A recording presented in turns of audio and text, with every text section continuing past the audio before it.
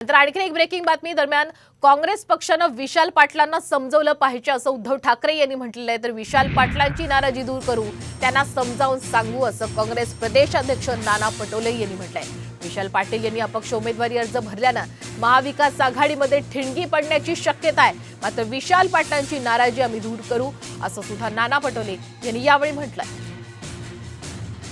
बघा, प्रत्येक पक्षाचं नेतृत्व एक खंबीर असायला लागतं आणि नेतृत्व खंबीर असल्यानंतर त्यांनी त्यांच्या कार्यकर्त्यांना सांगायला पाहिजे की आपण जेव्हा आघाडी करतो, जेव्हा आपण युती करतो, तेव्हा काही वेळेला या गोष्टी देण्या घेण्याच्या जागांच्या बाबतीत कराव्या लागतात। तर सरकार बदलायचं असेल तर कोल्हापूर तुम्ही लढतात आणि ठीक आहे, आमचे कोल्हापूरमध्ये सगळे कार्यकर्ते कामालाही लागले, सांगलीमध्ये सुद्धा आमचे कार्यकर्ते कामाला लागले, राष्ट्रवादीचे कामाला लागले, काँग्रेसचे पण बरेचसे कामाला लागलेले आहेत। एका दोघांची कोणाची काही महत्त्वाकांक्षा असेल तर पक्षाने ती पुरी करायला पक्ष समर्थ असतात।